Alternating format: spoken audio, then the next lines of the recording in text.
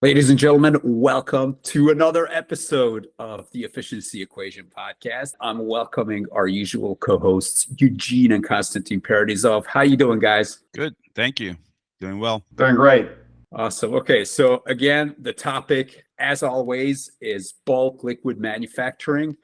And today we're taking things into a somewhat different direction because we're going to be talking about shopping and marriages, but shopping of a special sort, because we're going to be talking about how to choose a manufacturing execution system, the right software vendor, as well as the right agency or consultancy partner. And we're just going to talk about ideal partnerships, which is you'll see how we're getting into marriages, but don't worry. So today is going to be about tech, but we're going to go into a couple of different directions. So I'm excited to do this and let's dive in.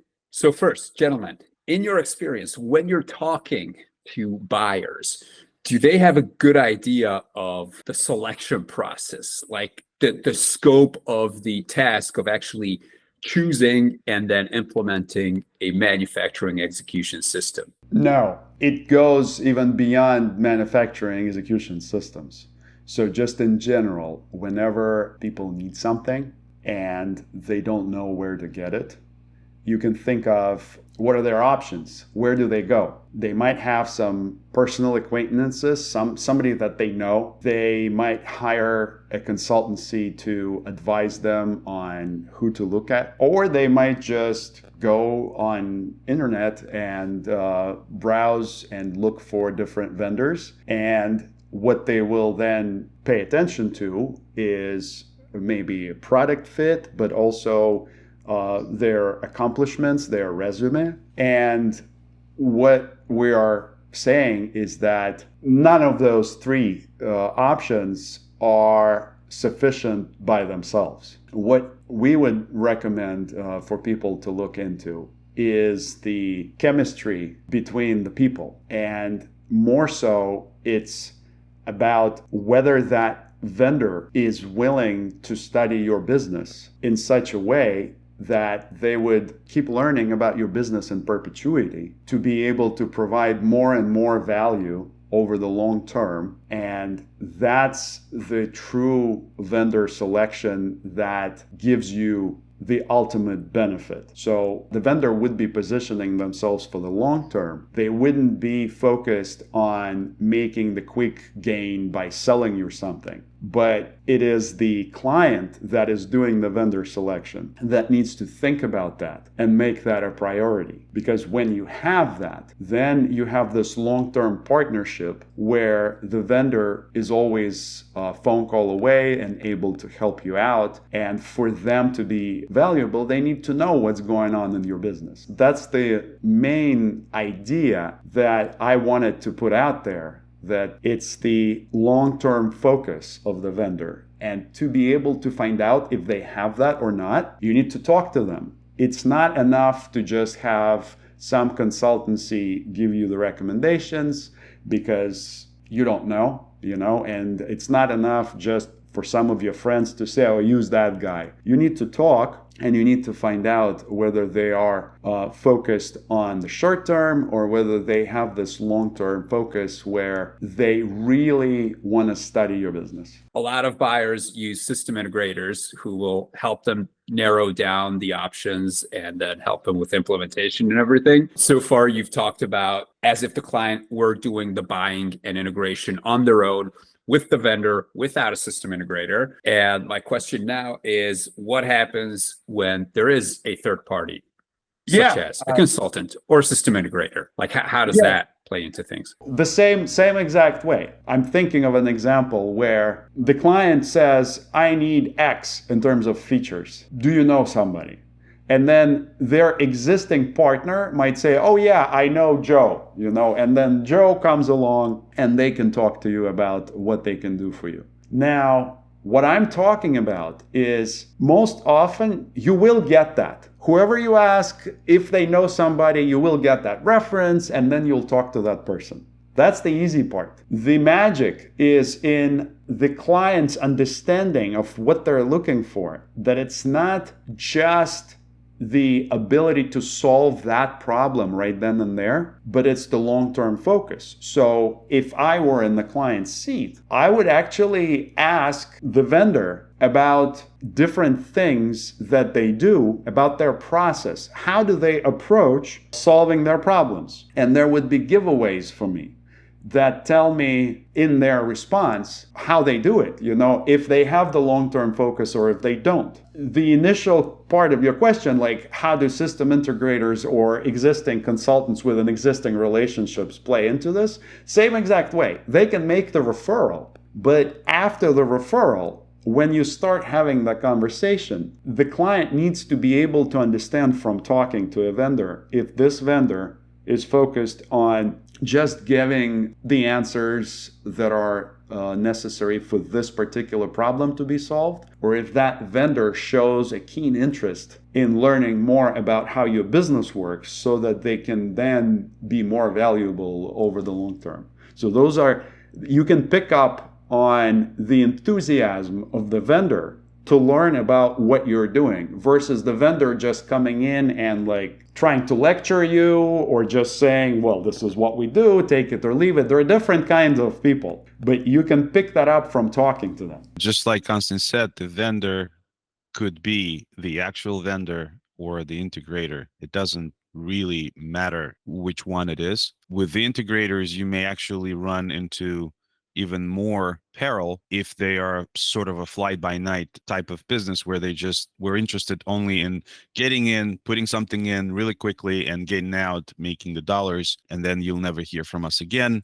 That is what you want to avoid in this scenario. You want to make sure that whoever it is, whether it's a vendor or an integrator, that they are interested in being educated in what you're doing, what your business is, so that they can be helpful for you throughout the whole partnership, whatever the life of that partnership is. But it's not just, oh, let's get in, do something and get out and never talk again. That's what you want to avoid. Right. Okay. And when you are thinking about the buyer, the ideal buyer, does it ever happen that you recommend that they go with someone else or that they don't even think about implementing a manufacturing execution system? So what does an ideal buyer look like for an MES system? Well, the ideal buyer is an organization, but we are talking about the people that we're talking to. So there is an organization, but the people that we interact with are individuals, and we should not forget about that. And we are dealing with specific human beings. So whatever the organization's position is on their business, on what they're trying to achieve short-term and long-term, it's about the people that are facing us and their attitude towards their company, their business, and the desire to continuously improve things, improve processes. And I don't want to get hung up on continuous improvement in terms of small incremental improvements versus drastic improvements that are innovative breakthroughs. I'm just talking about improving the way business operates in general. So when we talk about the ideal buyer, you're talking about first people that want to improve what they have. Because believe it or not, there's always something to improve. But a lot of times people are caught thinking, hey, we're okay right now. We don't need anything. Let's just keep doing things the way we were doing them. So there is that category. That's not the ideal buyer. The ideal buyer is the people that are enthusiastic about making improvements to their own business operations. So that's what we're talking about. And whether they need a manufacturing execution system or not, that's sort of secondary, because they all need some problems to be solved to make their business operations better. That's what they need to be focused on. And from that, we can then have the right dialogue and figure out what it is that they need. And of course, like you said, have we faced the situation? There might be people who are interested in something that is not strategic for you to offer them. And then it's best that they go with a different vendor, despite the opportunity and the wonderful chemistry. Is just if our company doesn't work in a certain space, then we can bring somebody else. But we have one of the examples in our back pocket, if you will, for today's discussion about exactly that you can have a good relationship with somebody and you can have this trust, and then through that relationship the client will ask you, because they trust your judgment, to help them bring another person. So it's a network effect. It's beautiful. It's not, somebody might have introduced us, or it might have been a personal connection, but then we don't have neither the ready solution for the problem that you have, nor the strategic willingness to go in the direction of actually building that solution ourselves. But we might know who might have it. And just by having this trust-based relationship, we can work successfully and help you figure out, what you need and what you don't need to solve your problem. So that actually has happened. Yeah. So you brought up the human factor, which is great, because it's probably the most important component of a successful relationship and cooperation. What are you looking at when you're looking at the organization itself, like the plant, the processes? What are you looking for when trying to determine whether the client will be a good fit or not? It's interesting because I can tell you at a high level some of the things that fit into what I already said, but it would be probably more interesting to name a few giveaways. So you walk into a plant on a site tour. There are some giveaways about what's coming. You can walk in and see people who are very depressed, and they don't know what you're going to talk about. They don't know anything about you. It's not about you.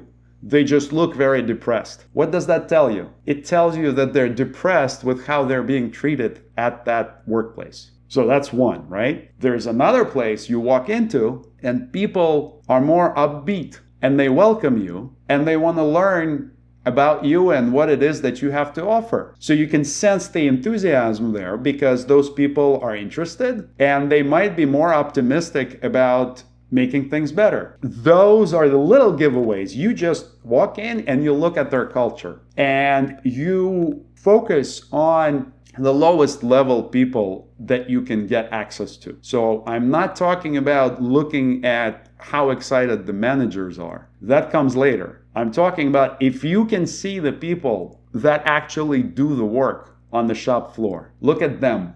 They are the bread and butter of the company. These are the people that make the work happen. Are they looking like they are enthusiastic to be there?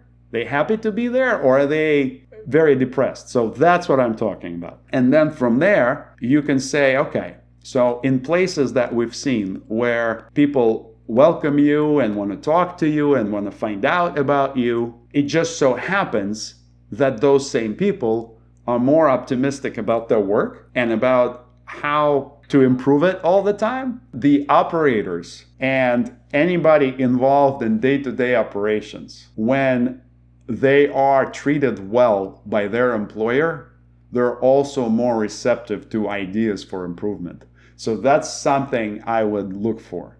It's the culture within the company that makes it pleasant to work with those people. Right. They need to be given the opportunity to grow. If people are constrained with their roles and they're not encouraged to open up their mind and look for better solutions and to get engaged and potentially, develop into higher responsibility roles at their company, when they are invested in terms of time, saying, okay, you want to try this out, go ahead and try this out. You grow next level of leaders in your company that way. And as a vendor that comes in and looks at it, they can also see that. Do you have people engaged? Or is it just this one person who was given the task of talking to you is talking to you? Do you have others trying to get into the conversation and put their 5 cents in and provide you with additional angles on how things work and how they look and where the improvements can be made?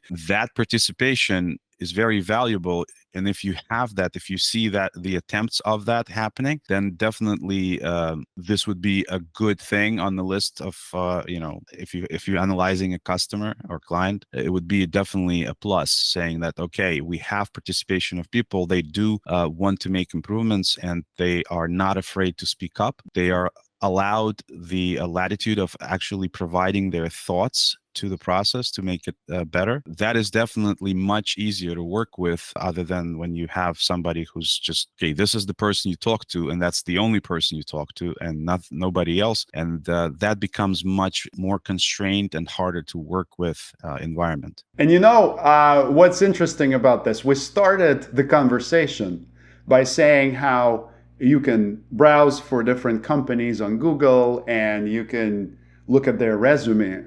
And that doesn't really say a whole lot, because you could have had 10 projects or 15 projects, but what if on those projects you were horrible? You would never put that on the website.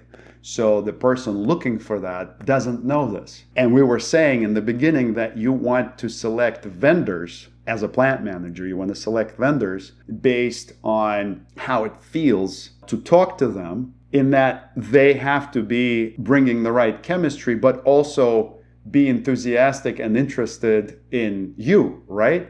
So it's the same thing when you ask the question about us, the consultants or the vendors, about how we would look at the organization as a potential client. It's exactly the same thing. The company may be whatever company with whatever accomplishments, but you look at the people. And when you see that the employer treats their people well and empowers them, then those people will be asking the right questions and will be curious about bringing improvements into the business operations. So it's all people-based, people first. To kind of add to the conversation about the ideal client and how their people are eager to solve problems and they're enthusiastic about asking questions.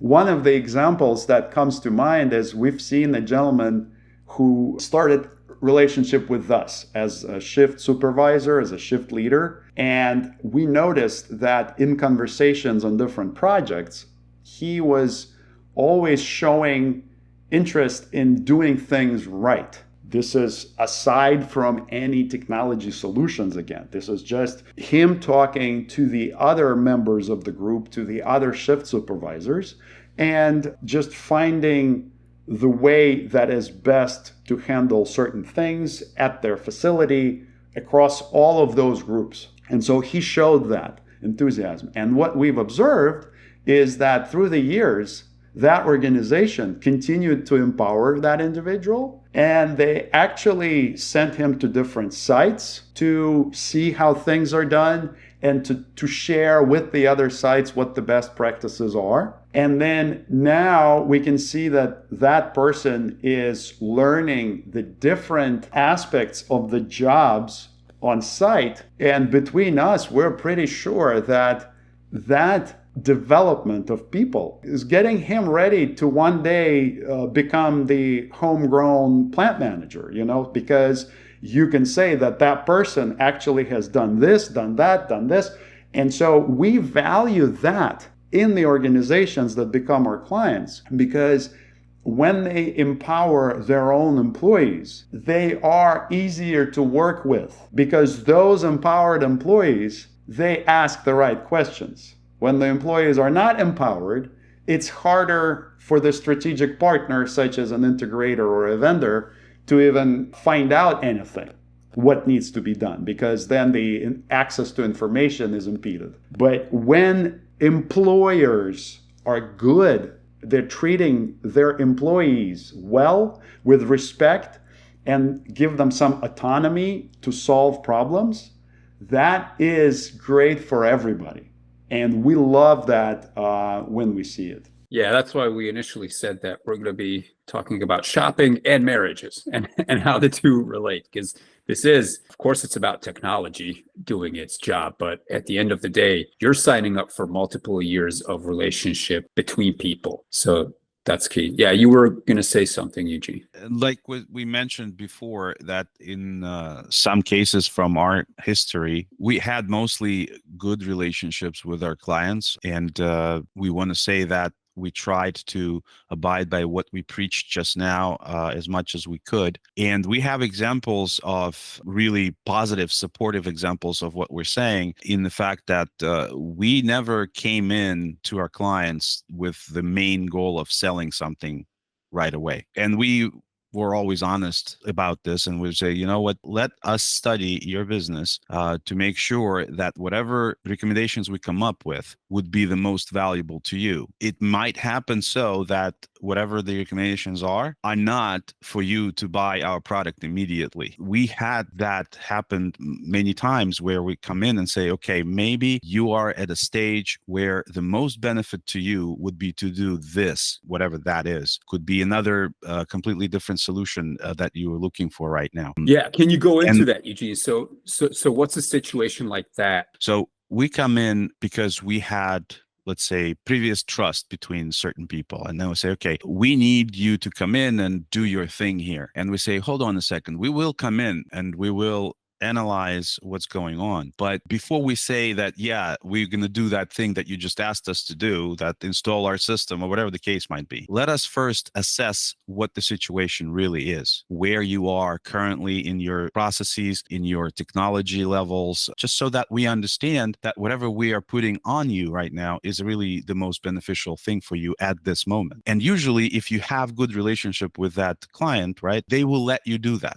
They will let, okay, take your time, talk to our people, make sure that you fully understand what we're doing here and what level we're at, and then come up with a solution. So one of such stories would be that we did come in and we set up ourselves for long-term relationships, just like we always do. And we said, okay, well, what do you think you need right now? And they said, they told us what they thought they need.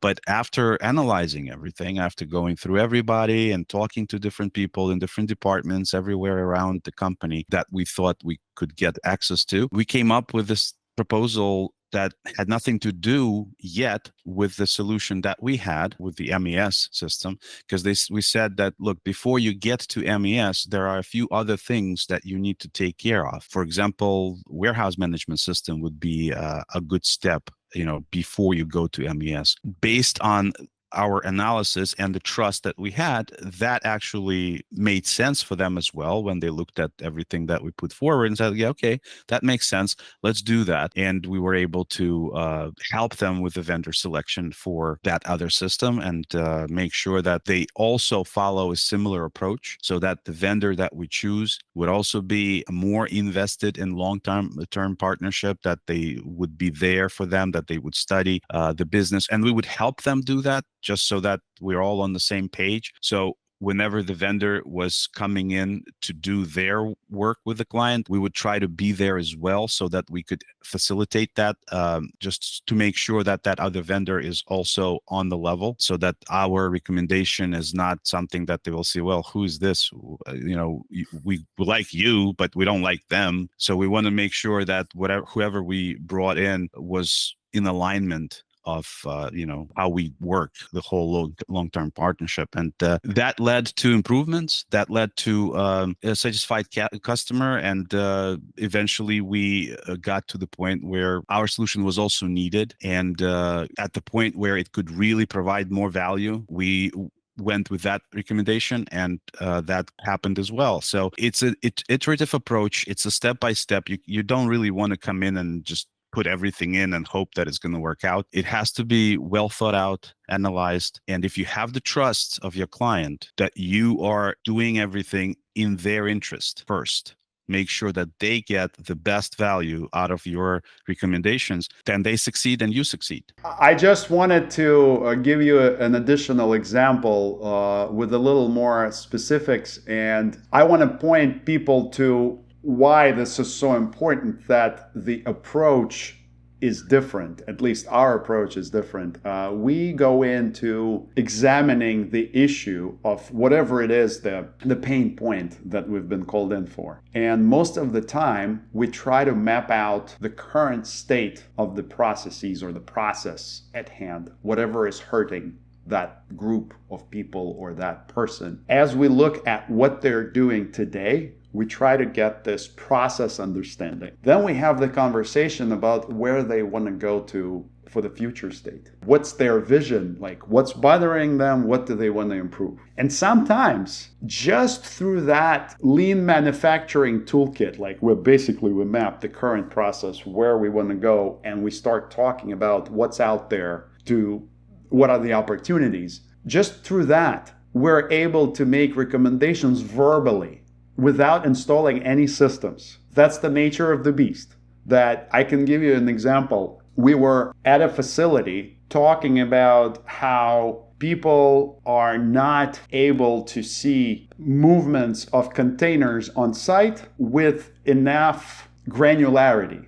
if you will. So that's something that came to us, but that wasn't phrased that way. What they were saying is, from the time that I make the request to see what containers I have on hand to the time that somebody comes back and gives me that information, it's a day, 2 days, whatever it is. And when we came and talked about it, we would hear things like, oh, it takes a week. It takes a week to do this, and then takes a week to do that. And you would basically have these handoffs across departments that took several days to a week. And all it took to resolve that was to have this kind of discovery session where we talked about it. And we said, look, how about you actually send out somebody to inspect your parking lot of containers more frequently, even without talking about adding technology that can do it all automatically. How about you just designate a person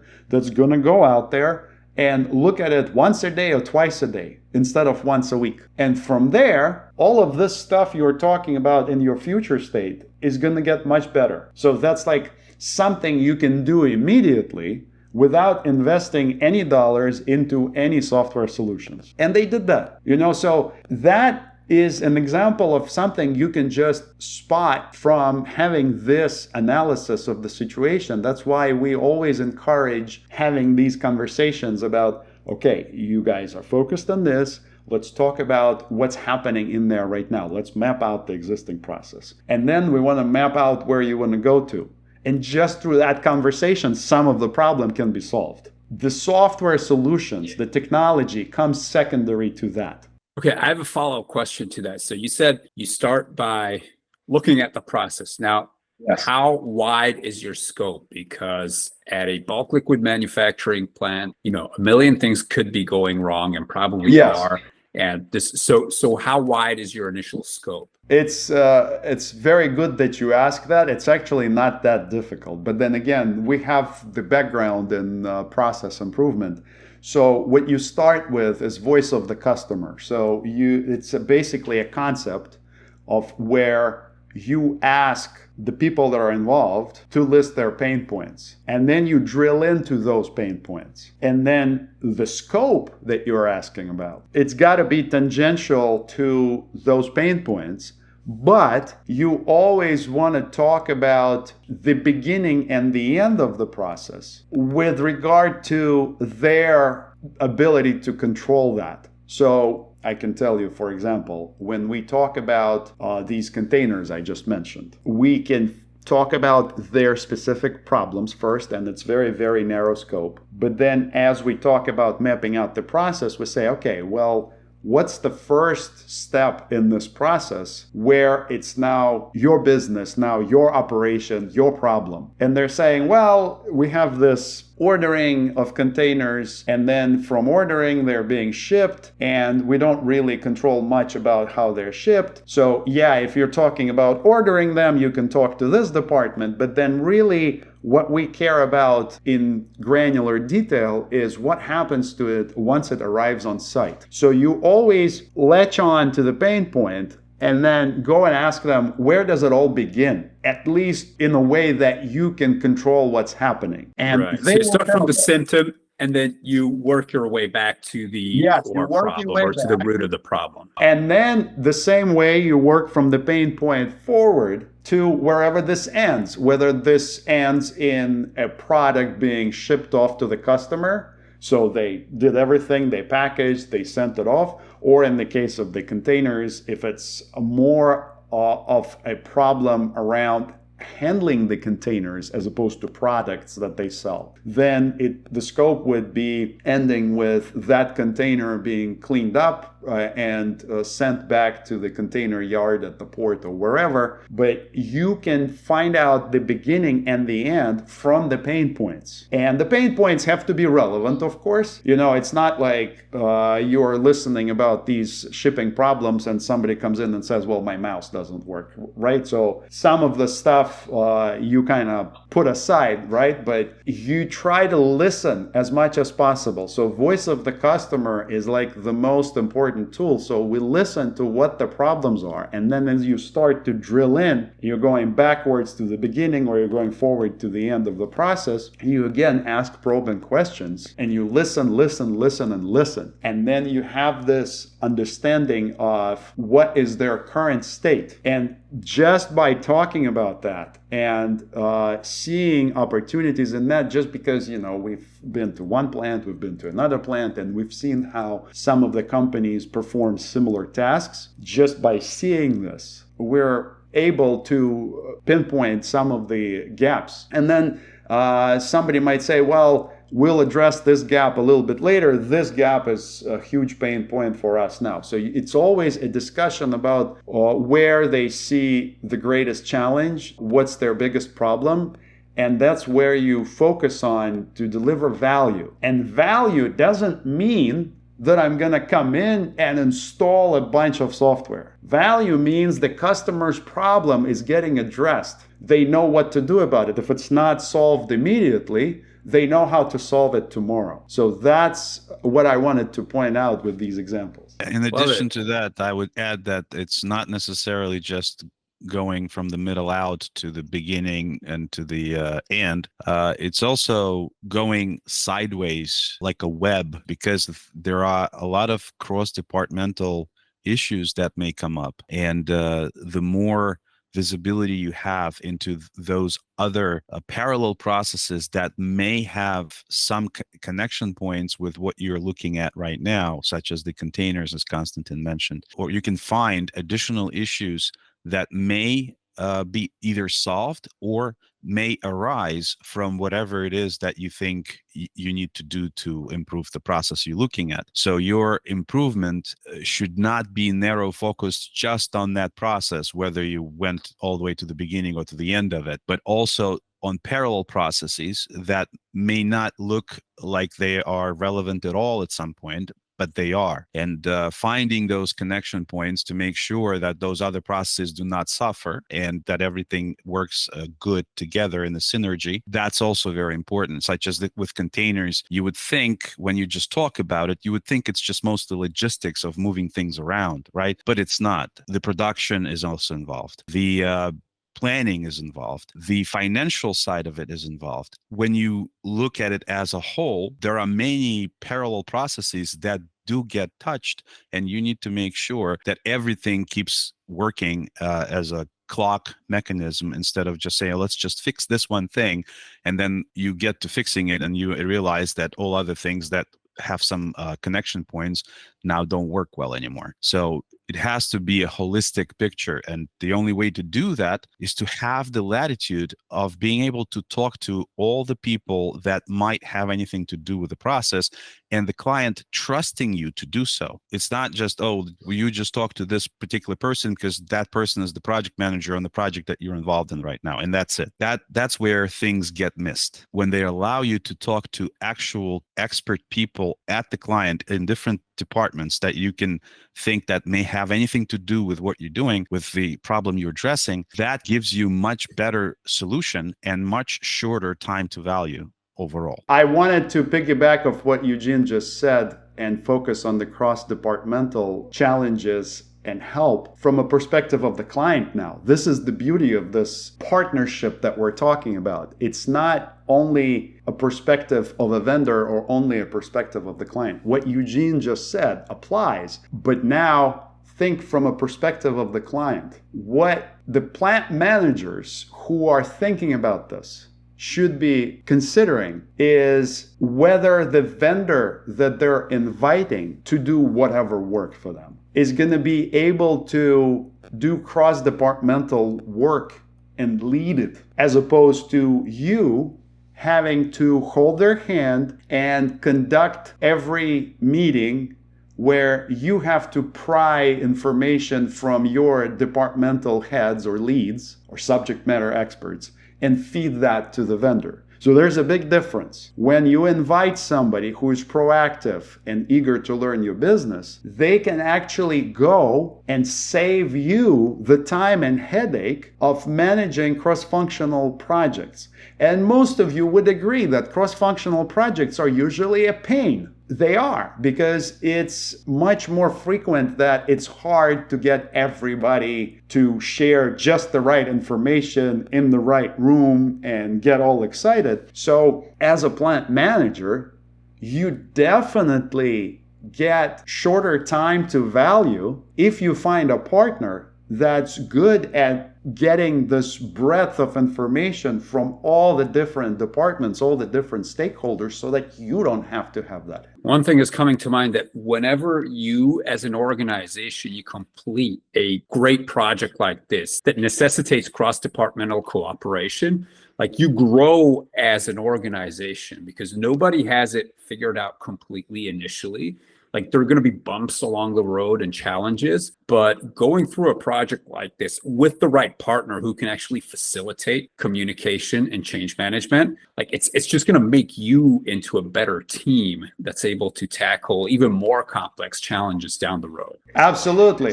You know what I'm thinking is that a lot of plant managers, they're listening to you guys right now and thinking, oh, we don't have this figured out. Oh, cross department. Oh, finance hates to talk about anything that relates to software. And oh, it's a pain. I'm never going to start this project. I'm just going to put this off forever.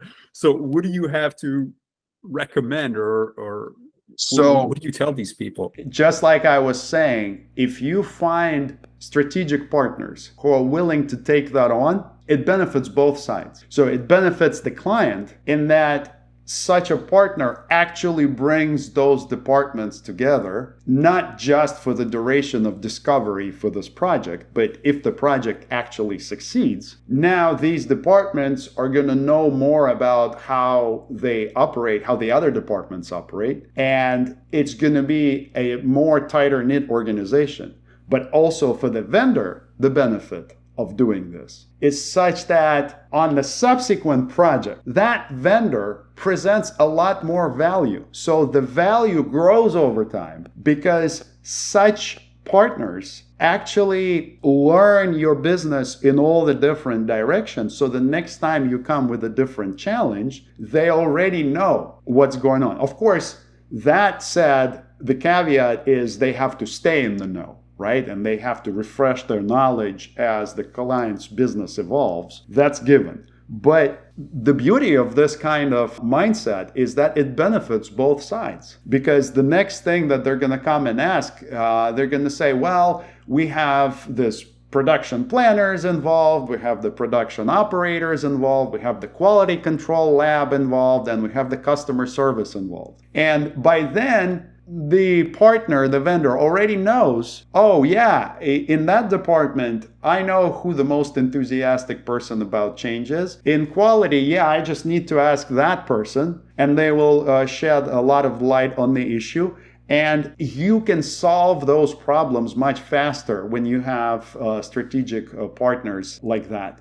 You know, so that's the beauty of this. If I can add just a little bit on what you have mentioned and said that it was a given, and it is a given in our mind, but that is something that sometimes gets overlooked as the relationship continues. And that was that you want to have that vendor that you have such a relationship with be in the loop on things that are happening in your company to make sure that they stay updated on any changes to processes or environments or setups that you might have at the company, because that will benefit both of you. The vendor who is kept updated on things will have their own solutions and inputs for you that you may not see or may not think of. If they are not kept up to date, then whenever you get back to them for the next thing that you need them to solve or help you solve,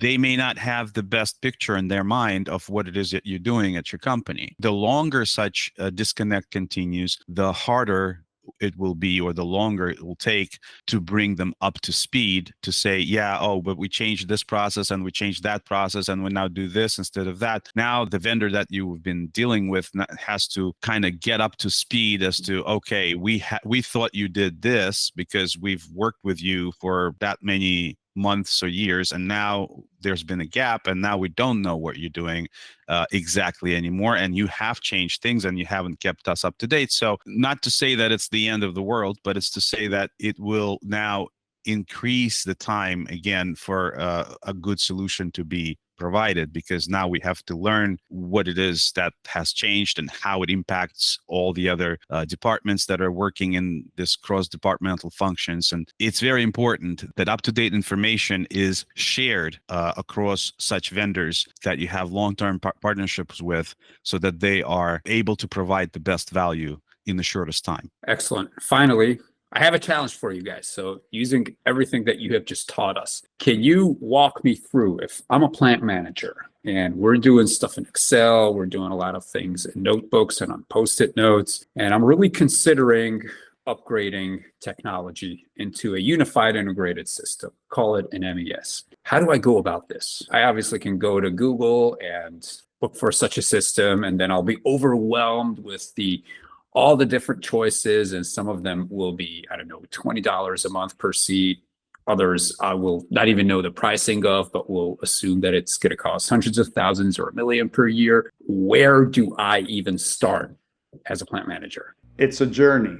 A journey, you can call it digital transformation, depending on where your organization is. And you're not going to be able to just solve that overnight with one project, because digital transformation is not a project, it's a strategy, right? And when you say, how do I go about doing this? So we're coming back to look for the right partners.